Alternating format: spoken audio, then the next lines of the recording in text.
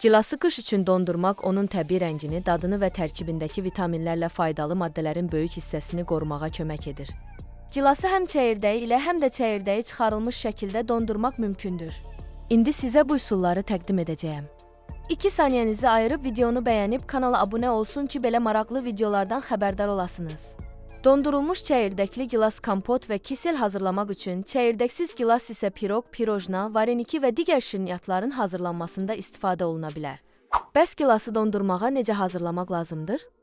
Əvvəlcə gilası axar suyun altında yaxşıca yuyun. Saplaqlarını qoparın, zədələnmiş və çürümüş gilasları ayırın. Daha sonra gilası süzgəcə qoyaraq suyunun süzülməsini gözləyin. Tam quruması üçün gilası 2 qat kağız dəsmalın üzərinə düzərək təxminən 25-30 dəqiqə saxlayın. Gilası dondurmaq üçün qida məhsulları üçün nəzərdə tutulmuş plastik qablar və ya zip bağlanan xüsusi dondurucu paketlərdən istifadə etmək daha məqsədə uyğundur. Adi sellofan paketlər də istifadə oluna bilər. Çəyirdəkli və çəyirdəksiz gilas necə dondurulur? Çəyirdəkli və çəyirdəksiz gilas ayrı-ayrılıqda dondurulmalıdır. Çəyirdəksiz gilas hazırlamaq istəyirsinizsə, xüsusi çəyirdək çıxaran alətdən və ya adi saç sancağından istifadə edərək çəyirdəkləri çıxarın. Sonra gilasları bir qat olmaqla siniyə və ya qaba düzün və 1-2 gün dondurucuda saxlayın. Bu üsul gilasların bir-birinə yapışmasının qarşısını alır və onların formasını qoruyur. Tam donduqdan sonra gilası qablara və ya dondurucu paketlərinə köçürün. Gilasları sıxmadan yerləşdirin və qarışdırmamaq üçün qabların üzərinə hazırlanma tarixi və növünü qeyd edin.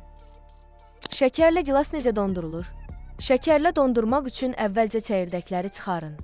Gilası qabın içinə qat-qat düzün və hər qatı 1 kiloqram gilasa 100-200 qram şəkər hesabı ilə şəkərlə səpin. Bu üsulla hazırlanan gilas qışda piroq və digər şirniyyatlar üçün hazır içlik kimi istifadə edilə bilər. Öz şirəsində gilasın dondurulması. Gilası öz şirəsində saxlamaq üçün meyvələrin təxminən 1/3 hissəsini blenderdə püre halına gətirin. İstəyə görə az miqdarda şəkər əlavə edə bilərsiniz.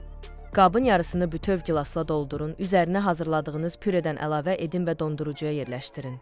Bu üsulla hazırlanan gilas sonradan blinçik, pankek və müxtəlif desertlər üçün sos kimi istifadə oluna bilər. Gilası şərbətdə necə dondurmaq olar? Şərbət hazırlamaq üçün su və şəkəri 1:1 nisbətində götürün. Suyu qaynadın, şəkəri əlavə edib tam həll olana qədər qarışdırın. Daha sonra şərbəti soyudun və bir neçə saat soyuducuda saxlayın. Çəyirdəyi çıxarılmış gilası qabın 3/2 hissəsinə qədər doldurun və üzərinə soyumuş şərbəti əlavə edin. Sonra qabı dondurucuya yerləşdirin.